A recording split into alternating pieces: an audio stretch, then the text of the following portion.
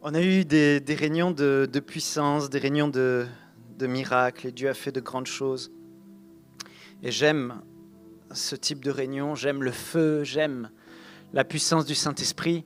Mais il y a 3 semaines, j'ai eu à cœur, fortement à cœur, de faire un message sur la maturité. D'enseigner sur la maturité spirituelle pour amener le peuple de Dieu à devenir ce à quoi Dieu l'appelle à devenir, à grandir et de ressembler de plus en plus à Jésus-Christ, notre modèle, notre Seigneur, notre Sauveur.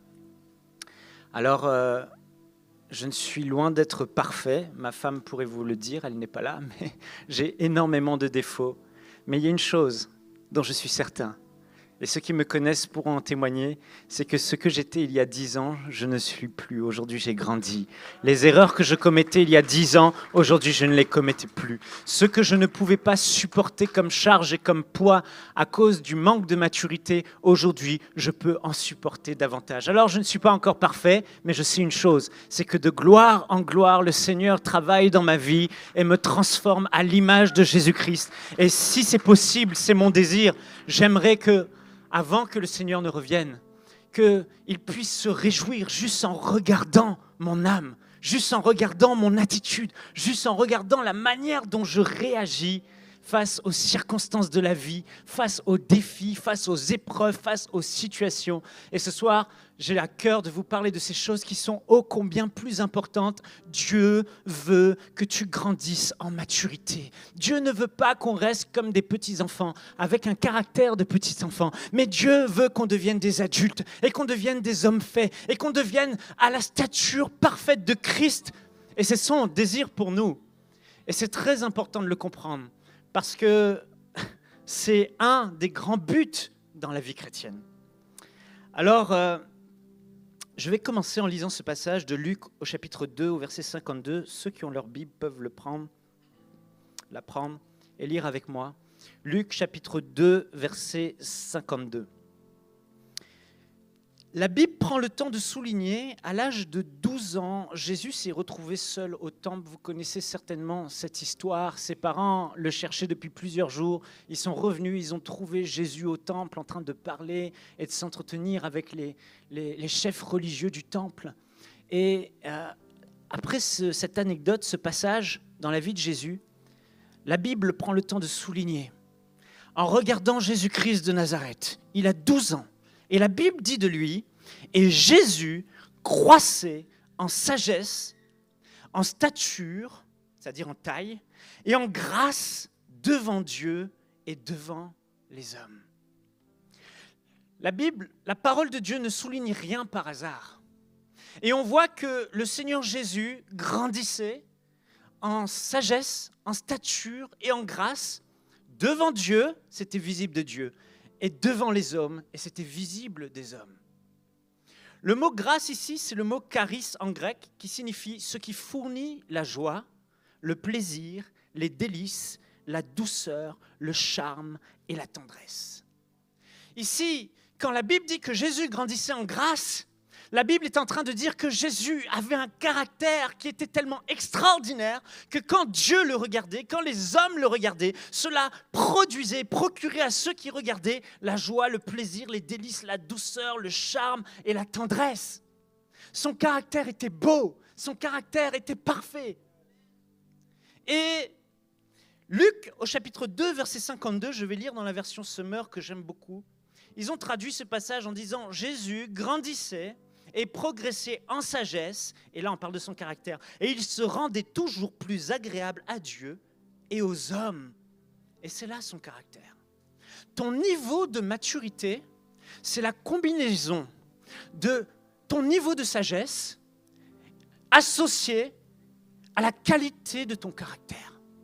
Et c'est cette maturité, ta sagesse que tu as acquise, et le caractère que tu as forgé au fil des années qui détermine ton niveau de maturité. Et c'est cette maturité qui fait exactement de toi ce que tu es. C'est-à-dire que c'est cette maturité qui va faire que face à certaines situations, tu vas pouvoir être fort et résister parce que tu as développé un caractère à toute épreuve. C'est cette maturité qui va faire que face à certaines situations, tu seras en mesure de garder le silence, parce que garder le silence, c'est la sagesse du moment. C'est cette maturité qui va faire qu'au lieu de t'emporter et de te lancer à la colère et de critiquer et de faire tout un tas de choses que Dieu n'aime pas et qu'il n'agrée pas, c'est cette maturité, d'ailleurs les hommes n'agréent pas non plus, c'est cette maturité qui va faire que tu vas réagir face aux situations face à laquelle tu es exposé. Tu trouves un homme mature comme Jésus, il se retrouve face à toutes les situations et il a toujours la bonne réaction. Rien ne l'ébranle. Il est solide, il est inébranlable, il est stable, il est mature, il est digne de confiance, il est responsable, il est fort. On peut s'appuyer sur lui, il est fiable. Et on retrouve d'autres personnes face aux mêmes situations qui vont complètement exploser, imploser, et qui ne tiennent pas, et qui abandonnent, et qui se plaignent, et qui réagissent comme le diable voudrait qu'ils réagissent. C'est la maturité qui fait la différence.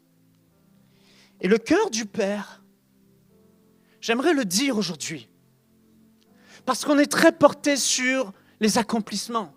Parce que depuis tout petit, les hommes ne cessent de nous identifier, de nous qualifier sur la base de nos accomplissements et de nous féliciter parce qu'on a fait quelque chose de grand. Mais dans le royaume de Dieu, ce n'est pas parce que tu as fait quelque chose de grand que tu es grand. Dans le royaume de Dieu, ce qu'il fait qu'il te trouve grand, ce n'est pas les exploits que tu as accomplis, mais c'est exactement la maturité que tu as, la sagesse que tu as développée et le caractère, la combinaison de ces choses font que Dieu et ses anges peuvent être impressionnés. Mais aucun miracle, aucun accomplissement, aucune grande œuvre n'impressionne Dieu ou n'impressionne les anges. Mais c'est ton caractère. Et quand tu comprends cela, et quand tu vis pour Dieu, quand tu existes pour Dieu, tout à coup, ce qui compte pour toi, ce n'est plus de devenir quelqu'un qui accomplit et qui fait de grandes choses. Ce n'est plus le résultat qui prime, mais ce qui compte, c'est le cœur avec lequel tu obtiens le résultat. Ce qui compte, ce n'est plus le produit du fruit de ton travail, mais c'est l'attitude et la motivation avec laquelle tu as fait ton travail. Ce qui compte, c'est ce qu'il y a à l'intérieur et non plus ce que les hommes voient à l'extérieur. Ça, c'est ce que Dieu voit. Et j'aimerais vous dire, j'ai un fils, Louis, c'est mon fils, je l'aime, et s'il devient un grand chirurgien, je serai content, bien sûr, ça va me procurer de la joie, je serai fier de lui. S'il devient un grand sportif aussi, mais je suis honnête, en tant que père qui aime son fils, ses accomplissements n'arriveront jamais à la hauteur, ne produiront jamais autant de satisfaction en moi que le fruit de son caractère et de ce qu'il est et du cœur qu'il manifeste et de la maturité dont il fait preuve. Toutes ces choses pâlissent à la lumière de la maturité. Et c'est exactement la même chose avec Dieu. Donc, c'est super les résultats, c'est super les miracles, c'est super tout ça. Mais Jésus vient balayer tout ça et dire, on reconnaîtra que vous êtes mes disciples à l'amour que vous avez les uns pour les autres. Ça, c'est la maturité, ça, c'est le caractère. Et c'est important de le comprendre, c'est important de le souligner. Parce que qu'est-ce que tu poursuis dans la vie ? Quel travail fais-tu sur toi-même ? Est-ce que tu essayes de devenir quelqu'un qui produit des résultats et qui accomplit des choses pour être acclamé pour un temps ? Ou est-ce que vraiment ton désir, c'est de faire un travail profond en toi et dans ta vie, par la parole de Dieu, par la consécration, par l'enseignement, par le fait de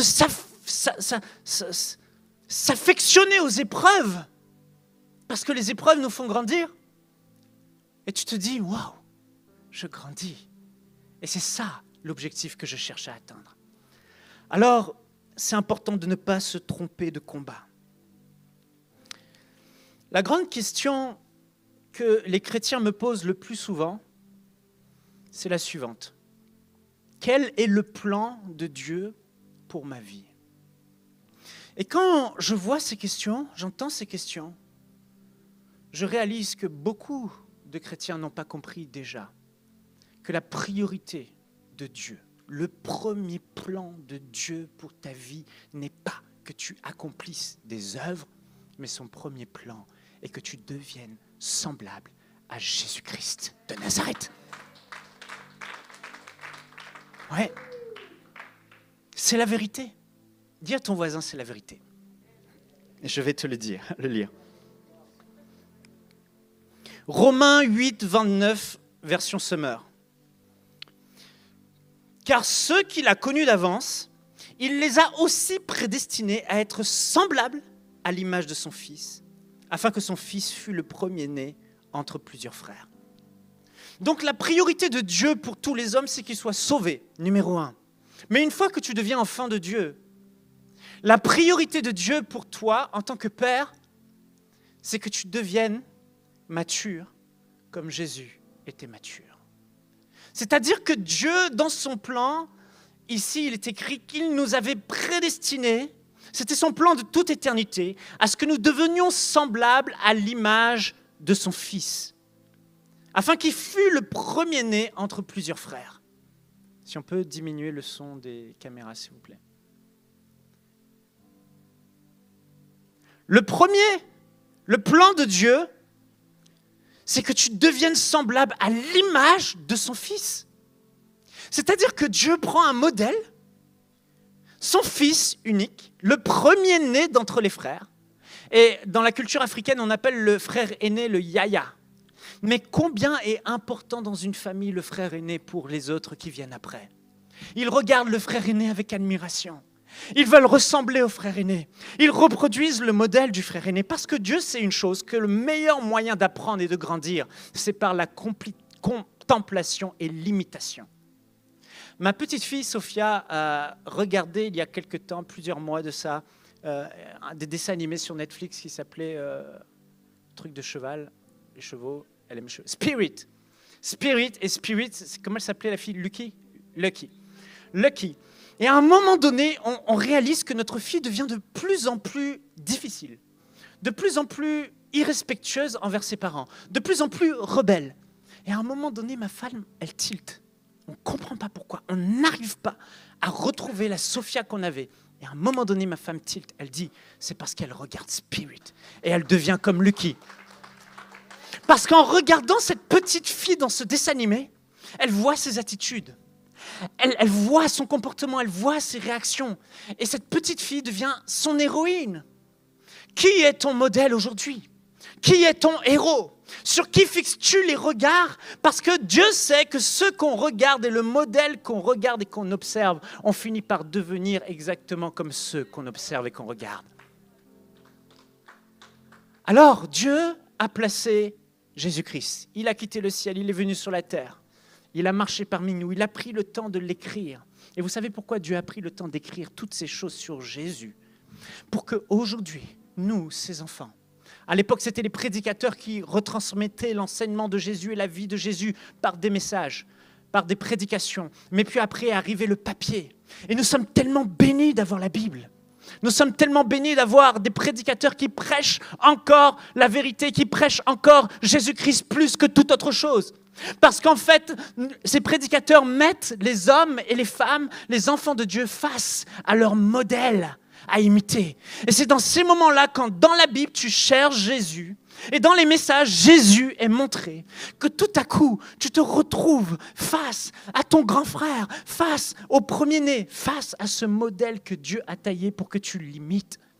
Et en l'imitant, en le contemplant, en le regardant, tu deviens semblable à Jésus. La Bible dit, dans 2 Corinthiens, au chapitre 3 et au verset 18, « Et nous tous, qui le visage découvert, contemplons comme dans un miroir, c'est-à-dire en écoutant la prédication de la parole de Dieu ou en méditant la Bible, la parole de Dieu, le miroir, on voit à travers le reflet. Nous tous qui contemplons comme dans un miroir la gloire du Seigneur, nous sommes transformés en son image dans une gloire dont l'état ne cesse de grandir. C'est là l'œuvre du Saint-Esprit, du Seigneur, c'est-à-dire de l'Esprit. Chaque fois que tu plonges tes regards dans la parole de Dieu, si tu veux grandir en maturité, tu dois absolument chercher à regarder le modèle de Jésus. Pourquoi aller regarder ailleurs? Pourquoi chercher autre chose alors qu'il y a le Fils de Dieu, le grand frère, la personne la plus extraordinaire de la terre, le modèle que Dieu nous a donné à imiter pour devenir comme lui, qui est là? Et chaque fois que tu cherches Jésus dans la parole, tu n'es jamais déçu. Parce que comme à travers un miroir, tu vois sa perfection, tu vois sa beauté, et tu l'imites, comme ma petite fille aimait imiter ce personnage, Lucky. Alors je vais vous donner 3 raisons pour lesquelles Dieu veut tant qu'on devienne mature. La première, je vous l'ai dit, c'est pour lui être agréable. La deuxième, c'est pour être apte à le servir. Parce que si tu n'es pas mature, tu ne pourras le servir qu'à un seul niveau. Mais plus tu deviens mature, plus tu seras digne de confiance, plus tu seras capable de recevoir la promotion de Dieu, les grâces de Dieu, l'onction de Dieu, la faveur de Dieu, la provision de Dieu. Et même parfois, au-delà de ce que tu peux penser, imaginer, mais tu es apte à le servir. Parce que tu as la maturité, tu as le caractère et la sagesse pour le faire. Donc pour être apte à le servir. 3e raison, c'est pour tenir ferme dans la foi. Face aux séductions du diable, face aux tentations du diable, face aux faux enseignements, face aux épreuves de la vie. La maturité sert à ces 3 choses. Tu gardes la foi jusqu'au bout, sans faillir, sans être trompé, sans t'éloigner de la vérité. La maturité, c'est l'une des choses les plus essentielles. Alors dis à ton voisin, deviens encore plus mature. Dis-lui. Éphésiens chapitre 4, verset 11 dit que Jésus-Christ, version second 21, je vous lis, Jésus-Christ a donné les uns comme apôtres, les autres comme prophètes, les autres comme docteurs, comme évangélistes, comme pasteurs. Il l'a fait pour, écoutez bien, former les saints aux tâches du service en vue de l'édification du corps de Christ. Donc, pour être aptes à le servir, jusqu'à ce que nous soyons parvenus tous à l'unité de la foi et de la connaissance du Fils de Dieu, c'est-à-dire Jésus, à la maturité de l'adulte, à la mesure de la stature parfaite de Christ. Donc là encore, vous voyez combien Dieu veut que tu deviennes et que c'est son grand plan pour ta vie. Donc ne te pose plus la question, qu'est-ce que Dieu veut pour moi ? Oui, il y a des plans spécifiques, mais avant tout, cherche à ressembler à Jésus, cherche à devenir mature, cherche à atteindre sa stature parfaite par l'œuvre du Saint-Esprit. Ainsi, nous ne serons plus de petits enfants ballottés et emportés par tout vent de doctrine, par la ruse des hommes et leur habileté dans les manœuvres d'égarement. Donc voilà pourquoi Dieu veut tant que tu deviennes mature, pour que tu continues la course sur la ligne droite et que tu achèves la course, pour que tu lui sois agréable et pour que tu sois capable de le servir avec toute la plénitude dont il veut que tu le serves. J'aimerais juste préciser cette raison numéro 2 et te dire que c'est la maturité qui va te qualifier pour le ministère. Parfois, certains sont frustrés et disent « Seigneur, pourquoi ? Je sais que tu as des plans sur ma vie, je sais que tu m'as promis ça, je sais que je dois entrer dans ça. Pourquoi je n'y entre pas ?» Et la réponse du Seigneur, c'est la même chose, mais on ne l'entend pas. Grandis en maturité, parce que tu n'es pas capable encore de le porter. Souvenez-vous de ce que Jésus a dit à ses disciples dans Jean. Il a dit, alors qu'il arrivait à la croix, il commençait à leur parler du Saint-Esprit, des choses sérieuses et importantes. L'Esprit va venir, moi je vais partir, mais il sera avec vous, il sera votre conseiller, votre associé, votre paraclétos. Et vous inquiétez pas, lui, il va faire ce que vous ne pouvez pas faire. Mais il va dire cette petite phrase, « J'ai encore beaucoup de choses à vous dire, mais vous n'êtes pas prêts à le porter. » Il y a des choses que Dieu veut pour nous, des œuvres qu'il a préparées, pour lesquelles on rentre, dans lesquelles il veut qu'on rentre, mais nous ne sommes pas prêts à les porter. Et tant que nous n'allions pas faire de la maturité, de la croissance, notre priorité, nous allons retrouver au cimetière les rêves que Dieu avait pour nous. Ils seront enterrés au cimetière et ils ne s'accompliront pas. Parce qu'on n'est pas prêt. Dieu ne va pas mettre de la dynamite entre nos mains. Dieu ne va pas donner quelque chose de très dangereux entre les mains d'un enfant. Parce qu'il va exploser avec cette chose. Parce qu'il ne saura pas la gérer. Parce que non seulement lui, il va exploser, mais il va faire exploser tous ceux qui l'entourent. Il va faire énormément de dégâts. Et Dieu sait que si aujourd'hui il te donne ce que ton cœur désire, ça va être la catastrophe. Parce que tu n'es pas prêt. Il faut se préparer, c'est une priorité. Alors quel est le plan de Dieu pour ma vie ? Premièrement, je veux grandir. Et j'y donne toute mon énergie, mes prières, mon temps. C'est ce que Dieu veut et c'est aussi pourquoi il a créé l'Église. Et c'est aussi pourquoi tu dois avoir une Église. Comment vas-tu gérer le succès et la réussite? Jésus, lui, mature qu'il était, est resté le même avec le plus grand des succès. Les aveugles voient, les sourds entendent, les morts ressuscitent. Jésus ne bouge pas. Le caractère est stable. La maturité de Jésus était exemplaire. Ouais, il était prêt. Est-ce que quand le succès vient, tu deviens orgueilleux et tu commences à parler? Je me souviens de cette fois où j'ai échoué au test de Dieu. D'ailleurs, plein de fois, j'ai échoué. J'étais à Paris et j'ai prêché dans une réunion chez des catholiques à Lille. Non, c'était pas à Lille, celle-là, c'était une autre. Je crois que j'ai fait la même chose pour Lille. Aïe, aïe, aïe. Et puis, j'arrive, il y a une dame qui vient à la fin de la réunion, elle est sourde, complètement sourde. Je prie pour elle, elle tombe devant, elle se relève, elle hurle, elle entend. Des démons se manifestent, des gens sont libérés. Et le dimanche matin, je vais à l'église locale le lendemain. Et puis les frères et sœurs parlent de tout et de rien. Et moi, je suis là, je dis, si seulement tu savais ce que Dieu a fait à travers moi hier. Et là, je vais dire, tu sais ce que j'ai fait hier? J'ai prêché chez des catholiques. Et puis, je dis, voilà ce qui s'est passé. Tac, tac, tac, tac, tac. Et en fait, j'ai souvent fait ça. Et à chaque fois, il se passe un crack à l'intérieur de moi. Et je fais, purée. J'ai encore un long chemin à parcourir. Yeah. Manque de maturité. Ouais. Et comment on gère le succès? Est-ce que l'orgueil, on arrive à le gérer? La notoriété amène la visibilité. La visibilité amène les attaques du diable et les tentations se multiplient. Comment gères-tu la tentation? Seras-tu en mesure de résister? Dieu sait des choses que l'on ne sait pas. Mais en m'entendant, aujourd'hui, tu sais peut-être des choses qui remontent devant toi et tu te dis, ouais, j'ai vraiment besoin de grandir. La bonne gestion du pouvoir en toute sagesse, quand Dieu nous élève, est-ce qu'on va continuer à vouloir chercher à plaire à Dieu et non plus plaire aux hommes et à faire les bonnes décisions, celles qui sont justes, agréables, parfaites? Ou allons-nous faire ce que nous avons envie de faire ou ce que les autres ont envie qu'on fasse? Rien de pire pour Dieu. Et Jésus, lui, est resté humble. Et quand il y a des épreuves, comment gérons-nous les épreuves? Est-ce qu'on explose? Ou est-ce que quand l'épreuve vient, la colère est là, les œuvres de la chair se manifestent? Ou est-ce que on est capable de résister au défi de l'épreuve? Ou est-ce qu'on a envie d'abandonner? C'est trop difficile, je fais marche arrière, je lâche tout, je lâche les personnes, j'abandonne tout. C'est trop dur, moi pas vouloir. Ça vient d'où ça? C'est réunionnais? C'est les vieilles racines réunionnaises en moi. Moi pas vouloir. C'est même pas réunionnais, Jessica. Non, c'est pas réunionnais. M'y veux pas.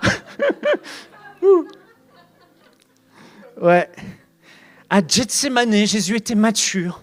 Et même s'il n'avait pas envie d'aller à la croix, la plus lourde des épreuves, la plus difficile, Jésus est quand même allé.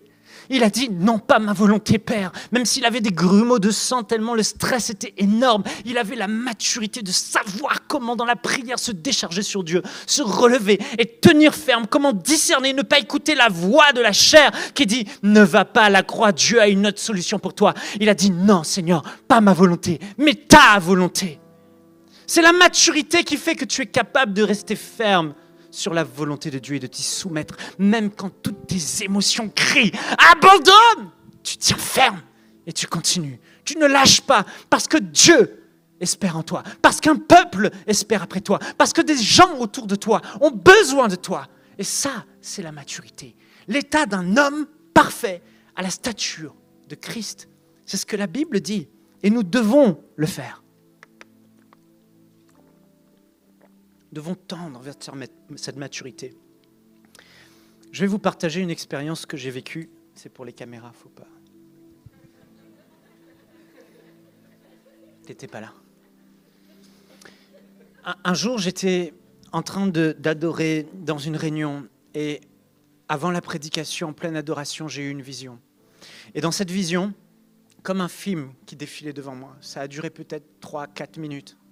Et dans cette vision, j'ai vu une grande salle remplie de vases, des vases de terre, des vases de différentes tailles, qui étaient un peu éparpillés, des gros, des petits. Et j'entends une voix résonner. Il dit, « Choisis un vase pour la mission à laquelle je l'ai appelé. » Et là, je vois un homme vêtu de blanc et lumineux qui rentre. Et c'est Jésus. La voix, c'est celle du Père. Et Jésus, dans cette vision, rentre et il va prendre un vase. Et il sort de je ne sais où, de sa tunique, un espèce de liquide brillant, jaune, comme de l'huile qui brille. Et il verse ce liquide dans le vase. Et ce liquide représente l'onction du Saint-Esprit pour nous assister dans l'œuvre du ministère. Et quand Jésus verse ce liquide dans le vase, je réalise que le liquide coule par terre et le vase ne peut le contenir parce qu'il est fissuré. Et Jésus va vers un autre vase et fait la même chose, et un autre vase et fait la même chose. Et finalement, il réalise que tous les vases sont fissurés, ils ne sont pas capables de contenir l'onction qu'il déverse à l'intérieur. Puis, il prend un vase, alors, il en choisit un, et il va l'amener dans une salle qui est là-bas. Et je sais dans mon esprit que c'est la salle de réparation. Et je peux voir dans cette salle que c'est le tour du potier. C'est cet endroit où il va mettre le vase sur le tour, comme le potier qui façonne le vase d'argile. Et c'est dans le but de le réparer et de réparer ses fissures. Mais alors qu'il est en direction de cette salle, tout à coup, du vase sort des pieds, des mains. Alors c'était une scène assez particulière. Et il se débattait comme ça, retombant par terre. Et le Seigneur ne pouvait pas le conduire à la salle de réparation sur le tour du divin potier, la main de Dieu le Père qui nous transforme, qui change notre caractère, qui nous amène à un autre niveau de maturité. Il n'a pas pu le faire. Je comprends deux choses dans cette vision. La première, c'est que les fissures, ce sont toutes ces choses qui vont faire que si Dieu nous donne plus, on va éclater. Et on a besoin d'être réparé.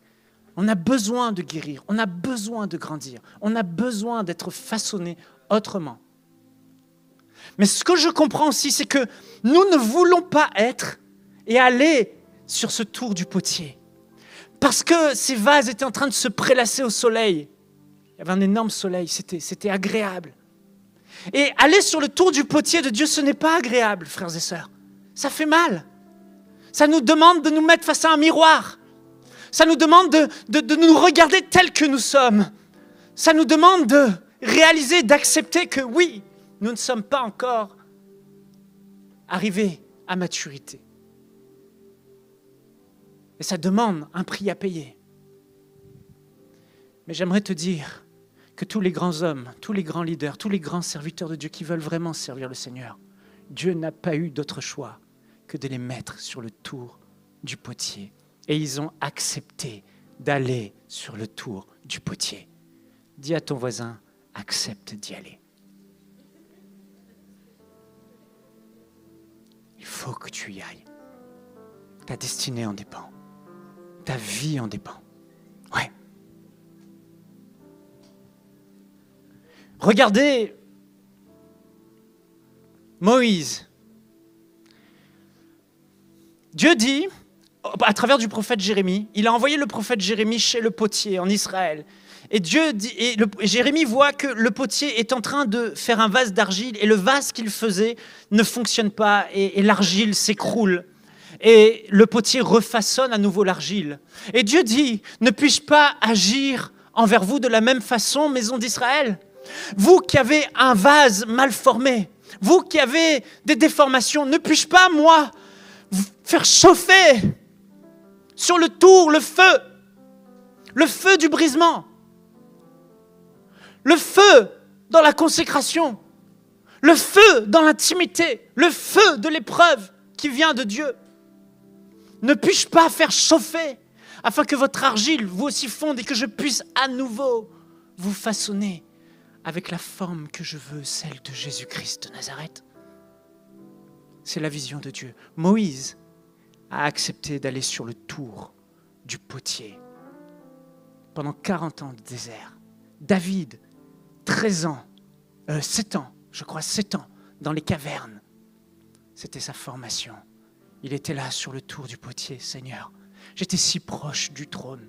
J'étais si proche de la royauté. tu m'avais parlé. Mais pourquoi s'étendre dans des cavernes? Pourquoi s'étendre à fuir en plus celui que j'aime? Pourquoi c'est si difficile? Joseph, avec ses visions, lui qui parle à tout le monde, il a dû aussi aller sur le tour du potier 13 ans, chez Potiphar dans la prison, chez Potiphar comme esclave, et ensuite dans la prison pendant plusieurs années. C'est le tour du potier. Mais dans ces moments-là, alors qu'ils étaient là dans l'incompréhension, alors qu'ils étaient là dans la frustration, alors qu'ils étaient là dans des temps peut-être difficiles où c'était chaud, Dieu était en train de les amener à une plus haute maturité pour les rendre capables. Yes. Et ils ont appris énormément de choses et ils ont grandi. Dieu te fera passer par le test du désert.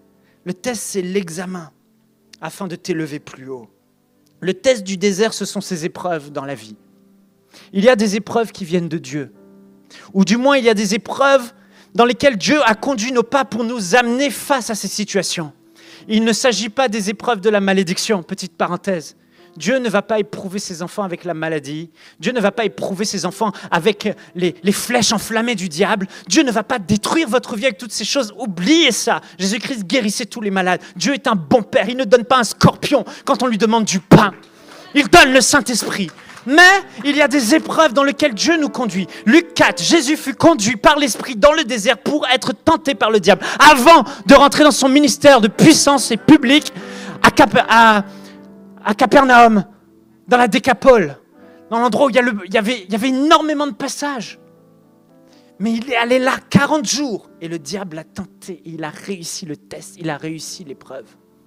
Dieu a pris Israël, son peuple, tout son peuple, et il fallait seulement quelques semaines pour traverser le désert et aller dans la terre promise à Canaan. Mais Dieu savait ce qu'il y avait dans le cœur du peuple d'Israël. Et Dieu ne pouvait pas les laisser ainsi. C'était pas possible. Alors Dieu a mis une colonne de nuée et une colonne de feu la nuit pour conduire son peuple. Et pendant 40 ans, Dieu les a fait tourner en rond dans le désert alors que ça pouvait prendre seulement quelques semaines. Certains sont frustrés, ils se disent pourquoi ma vie tourne en rond? Mais si le problème c'était la maturité, si le véritable problème ce n'était pas le diable, si le véritable problème ce n'était pas tout ce que tu accuses, si le véritable problème c'était toi. Et là où tu as besoin d'aller, c'est là, sur le tour du potier, mais que tu refuses et que tu continues à étaler ta frustration. Je l'ai fait pendant des années. Et c'est par amour pour toi qu'aujourd'hui, j'ose dire ces choses. Je continue à être encore sur le tour du potier parce que Dieu a toujours plus pour moi. Dieu veut m'amener plus loin. Mais à un moment donné, il faut réaliser, Michael, il faut que je réalise, ça, Dieu n'en veut pas. Ça, c'est pas bon. Les épreuves dans le désert, Dieu savait qu'Israël aurait été ingrat, murmure, se plaindre, critiquer les œuvres de la chair, les faux dieux, l'idolâtrie, toutes ces sortes de la chair. Dieu savait que c'était là. Mais Israël pensait qu'ils aimaient leur grand Dieu. Mais voyez-vous, c'est ça qui est fort avec les épreuves. C'est que Dieu va mettre Israël face à l'épreuve du manque. Tout à coup, il n'y a plus de nourriture. Ouais, les concombres d'Égypte nous manquent. Et ils se plaignent, ils se confient à l'homme. Moïse, pourquoi tu nous as fait sortir de là? Moïse, pourquoi? Un peuple complètement immature. Mais avant cette épreuve, ils ne le savaient pas. Et Dieu aimerait te dire qu'aujourd'hui, arrête de critiquer les épreuves, arrête de fuir les épreuves, arrête de regarder les épreuves comme oh, c'est difficile et c'est dur. Je sais que c'est dur, mais Dieu veut qu'on grandisse en maturité. Comme Jacques l'a dit, mes frères, réjouissez-vous face aux épreuves. Considérez les épreuves qui sont devant vous comme un sujet de joie complète, sachant que l'épreuve de votre foi produira la patience, la persévérance, et elle accomplira parfaitement son œuvre en vous. Parce que quand tu te retrouves face à l'épreuve et que tu échoues et que tu as compris que tu as échoué, tu te repens et tu retournes face à la même épreuve et tu ne réagis plus de la même façon. Cette fois, tu dis, Seigneur, j'ai compris. Il ne faut pas que j'aille vers Moïse et me plaindre à l'homme. Il faut que je vienne vers toi parce que tu es le Dieu qui peut envoyer la manne du ciel. Tu es le Dieu qui peut envoyer l'écaille du désert. Tu es le Dieu qui peut souffler un vent. Je n'oublierai pas. Et cette épreuve, je vais en sortir vainqueur. Parce que si Dieu est avec moi, qui pourra être contre moi? Les épreuves amènent ta foi plus haute. C'est ça.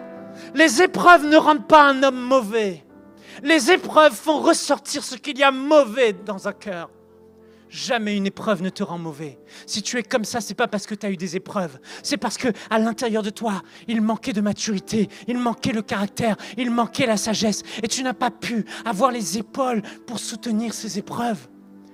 Mais ces épreuves sont bonnes et Dieu veut, il dit, j'ai fait passer mon peuple à travers le creuset. Le creuset, c'est quoi? C'est cette grosse marmite qu'on prend, on met de l'or dedans et on fait chauffer pour que l'or qui a des impuretés à l'intérieur, sous l'effet de la chaleur ardente, les impuretés sortent de l'or et les impuretés sont mises à la surface et l'or se retrouve dessous. Et on sépare les impuretés et les défauts de l'or pur. C'est exactement ce que Dieu a fait à travers les épreuves. Et ces choses leur sont arrivées au peuple d'Israël afin de nous servir d'exemple, afin qu'on comprenne que les épreuves sont une bonne chose parce que nous sommes toujours plus que vainqueurs avec Dieu. Dès lors qu'on a la foi, dès lors qu'on a la bonne attitude, dès lors qu'on a le caractère, on ne sera jamais éprouvé au-delà de nos forces si on sait marcher dans la foi et se tenir dans une vie droite devant Dieu avec maturité. Nous allons les traverser, nous allons les vaincre et nous en ressortirons fortifiés. L'épreuve ne rend pas un cœur mauvais, mais l'épreuve révèle ce qu'il y a de mauvais dans ton cœur. C'est au sein de l'épreuve que tu peux voir que tu as besoin de grandir. C'est au sein de l'épreuve. Alors n'en veux pas aux autres quand ça fait mal et quand ça pique. Regarde à toi et dis-toi, c'est moi, je ne devrais pas avoir mal et je ne devrais pas être piqué. Je devrais être plus mature. Amen. Est-ce que ça parle à quelqu'un ce soir? Ouais. On doit grandir. Il y a des prières que Dieu aime exaucer. C'est Seigneur, fais-moi passer le test. Chaque fois que je fais cette prière, pour un domaine précis, parce que je veux voir si ça va marcher cette fois. Chaque fois. La semaine suivante ou les jours qui suivent, systématiquement, depuis des années, Dieu s'empresse. C'est les prières exaucées toujours. Qui veut être exaucé? Tu veux une prière exaucée, une vraie? Dis Seigneur, j'ai ça comme défaut. J'ai décidé de changer. Maintenant, éprouve-moi, fais-moi passer le test. On va voir si je réussis. Et puis observe si tu réussis. Yeah, ça marche vraiment. Alors, j'ai tellement de choses à dire sur la maturité. Il faudrait faire une série de plusieurs messages. Mais je vais juste vous parler du point suivant. Le premier point concernant la maturité, après ce que je viens de dire, c'est la maturité commence par le fait de maîtriser sa langue. Yeah.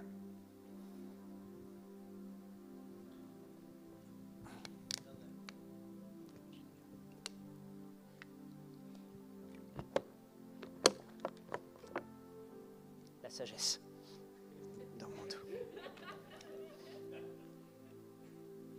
La maturité commence par le fait de maîtriser sa langue. L'apôtre Jacques a dit que l'art de maîtriser notre langue est le signe d'une grande maturité. Il est allé plus loin. Il a dit de la perfection, d'un homme parfait. Jacques au chapitre 3 et au verset 2. Nous bronchons tous de plusieurs manières. Si quelqu'un ne bronche point en parole, c'est un homme parfait, capable de tenir tout son corps en bride. Et c'est le premier point qu'il nous faut traiter. Et je pense que c'est le plus grand pas vers la maturité. Le plus grand que tous les autres. C'est pour ça que je l'ai mis en premier. Parce que si un homme sait maîtriser sa langue, l'apôtre Jacques va dire que la langue, c'est comme le gouvernail d'un bateau. Un bateau, c'est énorme. Il semble avoir énormément de choses à faire pour diriger un bateau dans la bonne direction. Et pourtant, Jacques va dire, non, détrompez-vous. C'est juste un petit gouvernail qui définit la direction dans laquelle le bateau va aller. Et ce petit gouvernail, l'apôtre Jacques a la révélation. Il dit, c'est quoi? La langue. Ça veut dire que si tu sais maîtriser ta langue, tu as fait quasiment tout le travail. Il dira aussi que la langue, Jacques 3,5, de même la langue est un petit membre et elle peut se vanter de grandes choses. Voyez comment un petit feu peut embraser une grande forêt. Il prend une autre image que celle du gouvernail d'un bateau et il dit que la langue, ça semble insignifiant, une petite chose, mais ça allume des feux de forêt. Ça fait de grands dégâts. Proverbe 19, 21 dit « La mort et la vie sont au pouvoir de la langue. Vous aurez à vous rassasier des fruits que votre langue aura produits. » À plusieurs moments de ma vie, ça n'allait pas. Vous savez, il y avait comme une atmosphère ténébreuse dans ma vie. Comme si les choses étaient difficiles, la foi n'était plus là, la paix n'était plus là, la culture du royaume de Dieu n'était plus là, la joie, la paix, la grâce, toutes ces choses avaient disparu. Et à chaque fois, plusieurs reprises, quand j'ai prié, le Seigneur m'a dit, c'est parce que tu as dit ça cette semaine. C'est parce que tu as dit ça la semaine d'avant. Et j'ai réalisé que c'est parce que je dis ça en général dans ma vie, j'ai telle attitude dans ma vie. Et j'ai réalisé à quel point bon nombre des problèmes dans notre vie, et je le crois dans votre vie, dans ma vie, tel que ça a été dans la mienne, sont liés au fait qu'il y a des choses qui sont sorties qui n'auraient pas dû sortir de notre bouche. Des choses qui sont dans notre cœur et que notre cœur pousse notre bouche à dire qu'on ne devrait pas dire. Et il faut un changement. Vous savez, les paroles mauvaises, les paroles peuvent produire de bons fruits, mais elles peuvent aussi, comme ce passage l'a dit, produire de mauvais fruits, jusqu'à même produire un fruit de destruction et de mort. On ne parle pas d'une petite chose. Ces petits mots qu'on lance à la légère, cette petite manière de vivre charnelle comme les hommes nous ont appris à vivre, ou comme les autres le font, mais qui n'était pas dans la vie de Jésus ni celle des apôtres, parce qu'ils avaient transformé leur mentalité, leur façon de penser, parce qu'ils avaient côtoyé le Maître et ils lui ressemblaient, parce qu'ils avaient compris ces vérités que Jacques nous enseigne. La langue est destructrice. Elle va produire un fruit de mort dans ta vie, dans ta famille, dans ton travail, dans ton entourage. Mais si tu guéris ta langue, si tu sanctifies ta langue, et si tu sanctifies ton cœur qui va avec la langue, je peux t'assurer, tu vas avoir une atmosphère de grâce, une atmosphère de paix, une atmosphère de joie, que tu as tellement essayé d'avoir, mais que tu n'as pas réussi à avoir, parce que tu n'as pas attaqué le bon problème. Tu n'as pas réglé et tu n'as pas fait la guerre à ta langue. Et aujourd'hui, la maturité consiste à apprendre à maîtriser sa langue.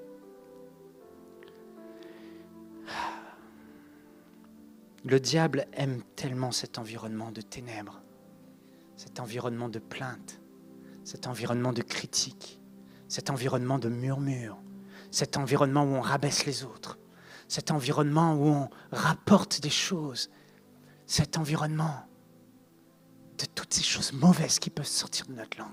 C'est son atmosphère préférée et c'est celle que le Saint-Esprit déteste le plus. Vous voulez faire fuir le Saint-Esprit? Utilisez votre langue pour dire des choses qu'il ne faudrait pas dire. Certains blessent les autres par leurs paroles.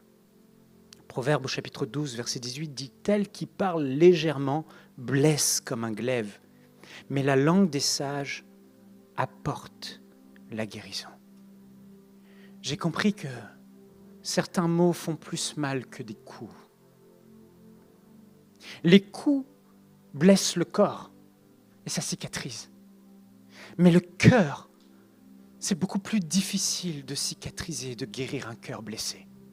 Les coups physiques ne blessent pas autant le cœur que les paroles blessent les cœurs. La langue crée des dégâts. La langue amène la haine. La langue détruit des enfants, brise des adolescents. La langue et les paroles mauvaises détruisent des couples, des familles.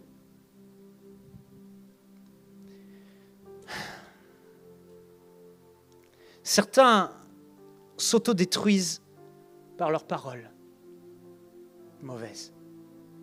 Vous savez, j'ai eu des temps de crise dans ma vie, beaucoup de crises, énormément de crises. Avant le mariage, pendant le mariage, et j'ai eu beaucoup de crises. Et ma femme m'a retrouvé souvent dans des temps de crise. Elle me retrouvait allongé, en train de pleurer dans la cuisine, comme un enfant, lui disant « Je vais abandonner, je vais tout lâcher, c'est trop difficile, il y a trop de pression. » On m'a dit ci, on m'a dit ça. Et je me suis beaucoup plaint à ma femme. Mais vous savez, toutes ces crises où j'étais à la frontière de basculer, de ne jamais revenir dans le droit chemin, celui de mon appel et de mes responsabilités, vous savez ce qui a déclenché le dénominateur commun de tout ça? C'est parce que j'avais moi-même parlé des choses négatives sur ma vie. Vous savez, c'est une chose que les gens disent des choses sur vous. Et ça peut aller, ça peut être supportable. Mais dès lors que vous acceptez ce que les autres ont dit de vous, ou ce que vous pensez que les autres pensent de vous, et que vous acceptez ces choses, et que vous vous associez à ce qu'ils disent, et que vous commencez à le croire, et vous-même à le confesser sur votre vie, là vous avez détruit le dernier espoir qui vous restait, et vous sombrez plus bas, et rien ne peut vous ramener à part vous-même. Parce que les paroles que vous prononcez sur votre vie, d'autodestruction, je suis nul. Une fois, j'ai explosé parce que j'ai dit à ma femme ce que quelqu'un a dit de moi. Et cette personne avait dit de moi que je suis quelque chose. Et j'ai dit à ma femme, de toute façon, je suis qu'une. Et quand j'ai dit ça, c'était fichu. Parce qu'il n'y a rien de plus précieux que tes paroles. Les autres peuvent parler, mais Jésus ne s'accordait jamais aux paroles des autres. Les pharisiens, les chefs religieux, les gens les plus hauts en autorité disaient de Jésus que ce qu'il faisait venait du diable. Quelle insulte! C'était énorme. Mais Jésus était un homme mature. Et au lieu de s'accorder à croire à ce que ces gens disent, lui disait de lui et disait aux hommes et aux autres, non, je suis le bien-aimé de Dieu. Je suis le pain de vie que Dieu a envoyé du ciel. Je suis celui qui est descendu. Il rappelait qui il était.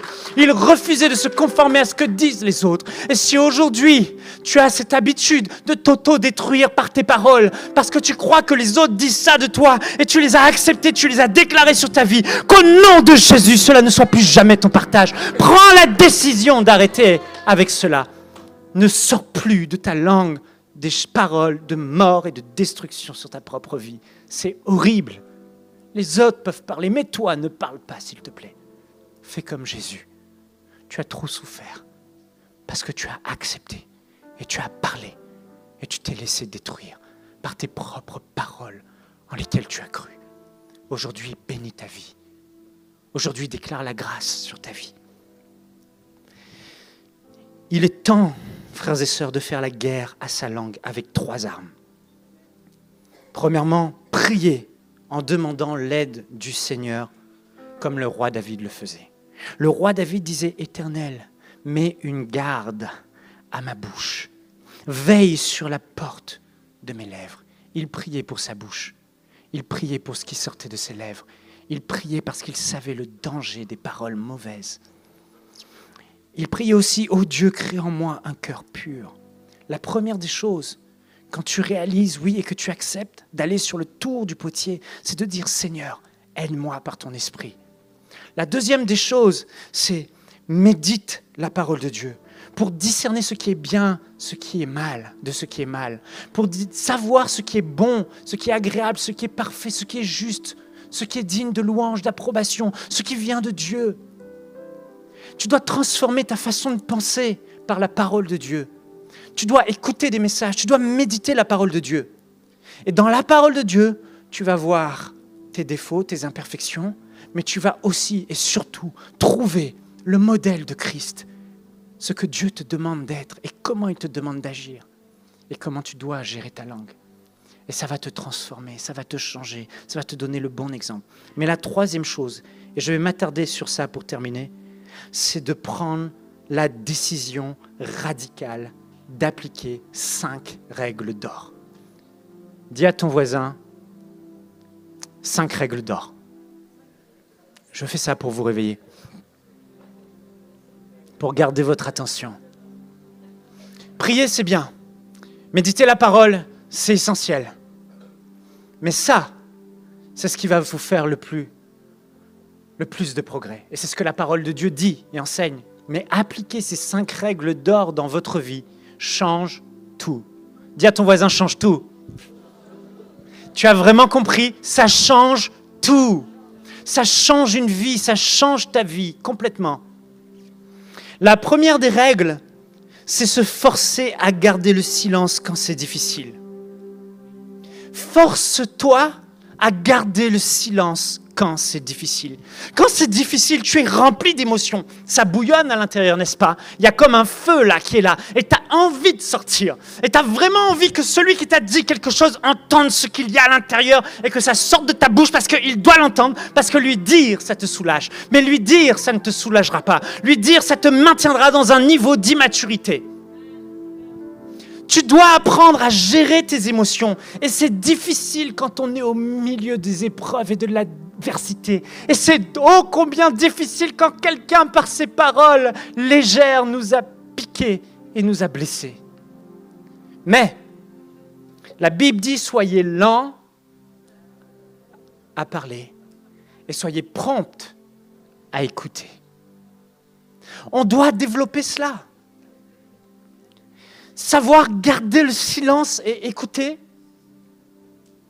Savoir ne pas dégager tout de suite une parole et ne pas parler parce que vous n'allez pas regretter d'avoir gardé le silence. Jamais vous ne regretterez ça. Mais vous allez toujours regretter d'avoir parlé trop vite. Alors vous devez apprendre à garder le silence. La Bible dit que même un insensé, quelqu'un de stupide, quelqu'un d'idiot, qui sait garder le silence, paraît pour sage. Vous vous demandez pourquoi parfois vous avez tant d'admiration pour certaines personnes? Eh bien parfois c'est juste parce que ces personnes, elles ne parlent pas. C'est vrai. Elles savent garder le silence. La Bible dit même un stupide passe pour un sage s'il sait se la fermer.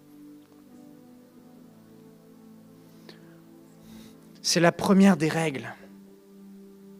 La deuxième des règles, c'est se confier à Dieu et non plus aux hommes. Elle est essentielle et indispensable. Jamais un homme ne pourra atteindre un niveau de maturité supérieur s'il n'apprend pas à se confier à Dieu. Vous savez, le peuple d'Israël s'est plaint aux hommes au lieu de se confier en Dieu. Le grand secret de Jésus pour gérer ses émotions lorsque c'est difficile et que ça bouillonne à l'intérieur, son grand secret, c'était d'aller dans le lieu secret de la prière et de se confier au Père. Voyez-vous, quand vous vous êtes confié à Dieu, vous ne ressentez plus réellement confié à Dieu. Vous ne ressentez plus le besoin d'aller vous confier à un homme. La Bible dit dans 1 Pierre au chapitre 2, verset 23, en parlant de Jésus, à la croix, entre autres, dans le jardin de Gethsémani jusqu'à la croix, il est écrit « Lui qui injuriait ne rendait pas d'injures. Lui qui maltraitait ne faisait point de menaces, mais il s'en remettait à celui qui juge justement. » Jésus, quand on le critiquait, ne critiquait pas. Quand on l'injuriait, il n'injuriait pas. Quand on le méprisait, il ne méprisait pas. Il ne proférait pas de menaces sur ceux qui l'avaient menacé et injurié, maltraité. Comment il faisait? Il gardait le silence et il allait dans le lieu secret. Il fléchissait les genoux. Il priait. Père, tu vois ce qu'ils ont dit. Tu sais ce qu'ils ont dit. Mais moi, je sais ce que tu dis de moi. Père, c'est difficile.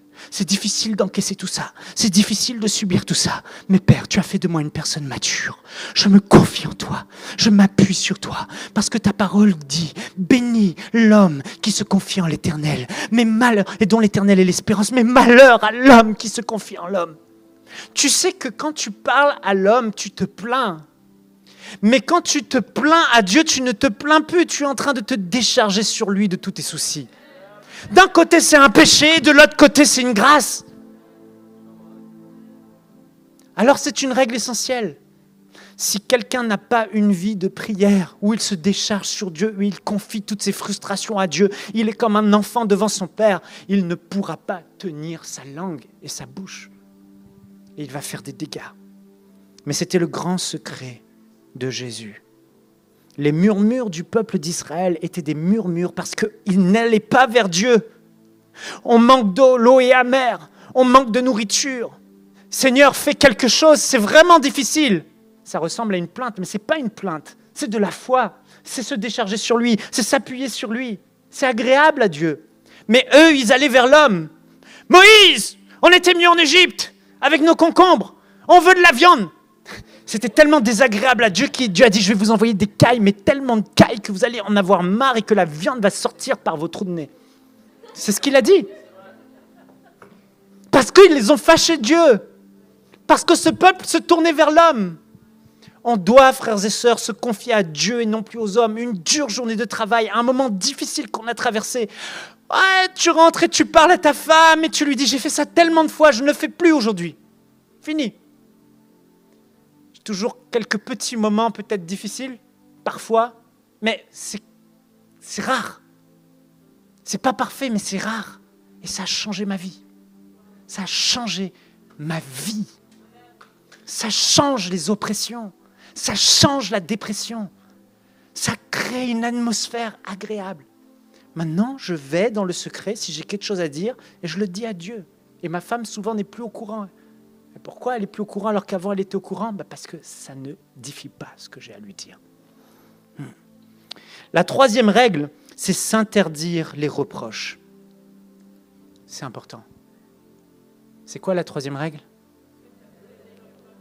Les reproches. J'espère que vous prenez des notes. Mais les reproches, c'est destructeur.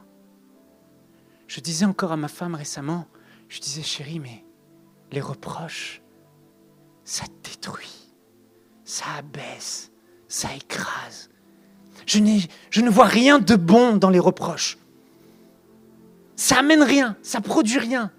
Ça paralyse les gens, ça les enfonce encore plus bas. Les couples sont détruits à cause des reproches. Enlevez les reproches du couple. Ah, tu n'es pas assez ci. Ah, tu ne fais pas assez ça. Ah, tu n'as pas assez bien fait ça. Ah, mais pourquoi tu es comme ça ? Eh ben, là, maintenant, si tu es comme ça, pourquoi tu es comme ça ? Et c'est tellement de choses et de reproches du matin au soir. Tu ne fais pas assez bien. Tu ne fais pas assez ça. Tu n'es pas assez bon. Tu as fait ça. Et des reproches, et des reproches, et des reproches. Mais j'en ai marre de mes reproches. Si c'est comme ça, ben, bye bye, je divorce. Ouh, ça crée la guerre. Enlevez les reproches dans les couples. Vous réglez 99% des problèmes. Pareil avec les enfants. Pourquoi ? Le diable n'a rien à voir avec ça. Les reproches. Enlevez les reproches, frères et sœurs. Enlevons toute forme de reproche. Dans toutes nos relations, les reproches n'accomplissent pas la volonté de Dieu. Combien d'enfants et de couples ont été détruits à cause des reproches ? Les reproches, vous savez ce que ça fait ? Quand on a des ailes, ça nous coupe nos ailes. On ne peut plus voler. Et vous savez ce que ça fait, les compliments, l'encouragement, la grâce. C'est même, Frank appelle ça les clean wins. C'est génial ce qu'il nous a enseigné, Frank, en privé, dans le comité de direction, là même s'il dit des clean wins. J'ai trouvé ça extraordinaire. Un clean win, c'est quoi ? C'est un compliment sans mais. Il n'y a pas de mais. Vous remarquez comment le mais détruit tout ? C'est un beau live, mais laisse tomber, j'ai rien reçu. Ça m'a pas édifié. J'ai senti aucun vent sous mes ailes. Je me suis senti comme une crotte. Oui, parce que c'est pas un clean win. Ne mêlons plus de reproches. Regardez Jésus. Quand on observe sa vie, ses disciples étaient vraiment imparfaits. Ses disciples avaient un tas de problèmes. Mais Jésus avait toujours des bonnes choses pour eux, à dire sur eux. Il ne les critiquait pas. Il ne faisait pas de reproches. Et c'est ce qui m'amène à ma quatrième règle. Ne parlez jamais en mal des autres, s'interdire de rapporter les erreurs des autres. Jésus ne rapportait pas les erreurs des disciples aux autres. Il les couvrait. Et combien de fois nous rapportons avec nos lèvres les erreurs des autres ? La quatrième règle pour maîtriser sa langue, elle est essentielle. Ne rapportons plus. Ne parlez jamais, je souligne jamais, en mal des autres. J'ai décidé, et j'ai dit à ma femme, j'ai dit, je ne veux plus parler en mal des autres. Je ne veux plus parler des erreurs des autres. Parce que parler des erreurs des autres, c'est parler en mal des autres. Je ne veux plus. J'ai dit à mon comité de direction, je ne veux plus parler en mal et rapporter les erreurs des autres. Parce que j'ai eu une prise de conscience. Ça fait mal. Ça détruit. Vous savez, quand vous entendez quelqu'un d'autre parler de vous, Vous avez appris que quelqu'un a parlé en mal de vous. Vous voyez ce que ça fait? Est-ce que vous pouvez lever la main si vous vous souvenez? Réfléchissez-y maintenant. Si vous vous souvenez d'un moment où quelqu'un a dit quelque chose de mal sur vous et vous l'avez appris par un autre. Réfléchissez, ça vient?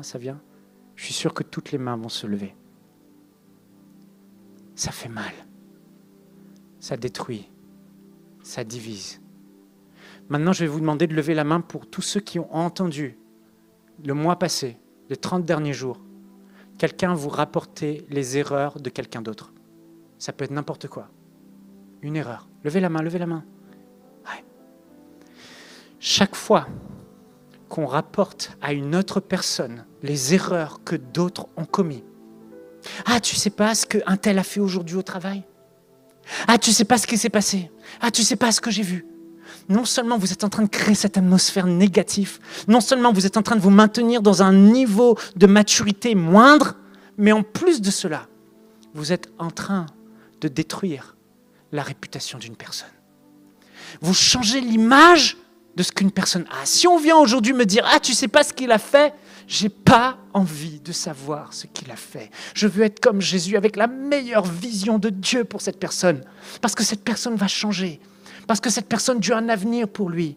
Parce que c'est pas édifiant. Parce que j'ai pas envie de polluer ma vie. J'ai pas envie de polluer mes oreilles. J'ai pas envie, ça ne m'édifie pas. Alors garde ça pour toi. C'est pas facile, je sais. Mais on doit avoir cette règle d'or. Et combien Dieu serait fier dans notre Église de voir qu'il n'y a pas de murmure, qu'on ne rapporte pas les oreilles des autres, mais qu'on s'élève les uns les autres, qu'on se célèbre les uns les autres. Ça, c'est précieux. Écoutez ce que dit la Bible dans Proverbes. Celui qui couvre une faute recherche l'amour, mais celui qui rappelle les fautes des autres dans ses discours divise les amis. Vous allez diviser les relations, vous allez allumer des feux partout et vous allez vous créer tout un tas de problèmes inutiles parce que les choses qui sont cachées vont remonter à la lumière et vont vous causer tout un tas de problèmes. Et une des choses qui va vous aider à ne plus jamais rapporter en mal ce que les autres ont fait, c'est de vous souvenir de ce verset. Soyez faibles avec ceux qui sont faibles. Dieu dit, ouais, il mérite parfois des claques. Il mérite qu'on expose ses problèmes. On mérite qu'on se plaigne de ce qu'il fait. Mais Dieu dit, soyez faibles avec ceux qui sont faibles. La faiblesse, ça peut être un péché. La faiblesse, ça peut être une mauvaise attitude. La faiblesse, ça peut aussi être des erreurs de compétences. Pas assez bien, pas assez ceci, pas assez là. Mais souvenez-vous que la Bible nous demande, nous recommande, nous exige, nous commande, nous ordonne d'être faibles avec ceux qui sont faibles, d'exercer la grâce et la compassion et la miséricorde. C'est ce que Dieu nous demande de faire, afin d'être parfait comme notre Père Céleste est parfait. Et une des choses qui nous aide à être faibles avec ceux qui sont faibles, c'est de se souvenir de comment toi, tu étais avant. Oh, il est incompétent. Mais souviens-toi quand tu as commencé, comment tu étais incompétent. Comment toi, tu faisais moins bien que lui. Et quelqu'un a dû t'apprendre. Et tu as dû faire des erreurs pour arriver à là où tu es. Souviens-toi de comment Dieu a été patient envers toi. Et de la miséricorde et de la compassion et de la patience qu'il a exercée envers toi. Souviens-toi de ces choses. Si tu as un bon cœur, tu ne pourras pas être dur avec les autres quand tu te souviendras d'où tu viens. Et peut-être même ce que tu as fait la semaine dernière. Ouais. Et je finis avec mon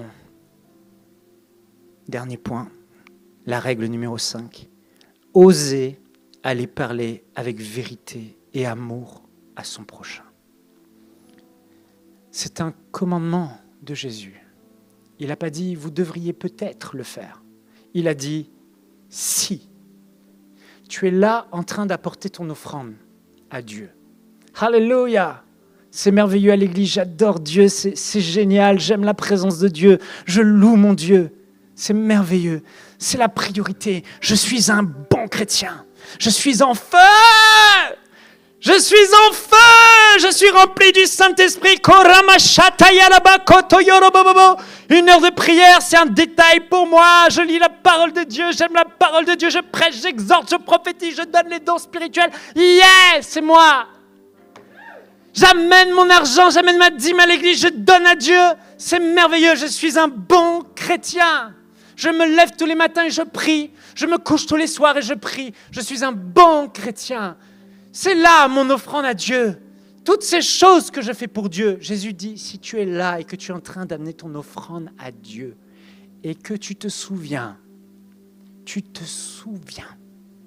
que ton frère ou ta sœur a quelque chose contre toi. Donc c'est même pas toi le problème. C'est lui qui a un problème avec toi. C'est lui qui ne sait pas gérer. C'est lui qui est faible. C'est lui qui souffre. Toi, tu es tranquille, tu vis ta vie. Mais tu sais qu'il y a quelque chose qui s'est passé et lui, il a quelque chose contre toi. Jésus dit, laisse-la ton offrande. Arrête. Et va te réconcilier avec ton frère. Puis viens à nouveau donner ton offrande. Ça veut dire quoi? Ça veut dire que pour Dieu, il y a plus important que l'offrande que tu peux lui amener. Il y a l'amour, il y a la relation. Il y a l'amour dans les relations. C'est plus important que le reste. C'est plus important que la foi. C'est plus important que l'espérance. C'est plus important qu'une longue liste d'adjectifs qualificatifs honorables chrétiens. Aujourd'hui, Dieu te pose la question. Est-ce qu'aujourd'hui, tu utilises ta langue quand tu sais que quelqu'un a quelque chose contre toi pour laisser là ton offrande et aller utiliser ta langue pour te réconcilier avec ton frère? On devrait toujours aller oser parler à l'autre et lui dire la vérité dans l'amour pour rechercher la paix, autant que cela puisse dépendre de vous. Est-ce que vous suivez ce que je veux dire? Et j'ai terminé là. Donc, ose aller parler avec vérité et amour à ton prochain. Tu ne peux pas rester avec ton offrande devant Dieu. Tu ne peux pas. Et faire comme si que tout va bien. Parce que sans cesse, à compter de maintenant, sans cesse, je prie que ce verset te hante et t'empêche de dormir la nuit avant que tu ailles te réconcilier avec celui qui a quelque chose contre toi. C'est le niveau supérieur. Alors si toi, tu as quelque chose contre quelqu'un, à plus forte combien de raisons tu dois y aller. Mais c'est essentiel. Et c'est ainsi que tu dois, et c'est là qu'en appliquant ces principes et ces 5 règles, que tu vas grandir en maturité. Alléluia. Alors on peut incliner nos têtes, on va prier. Tisoko roboshete.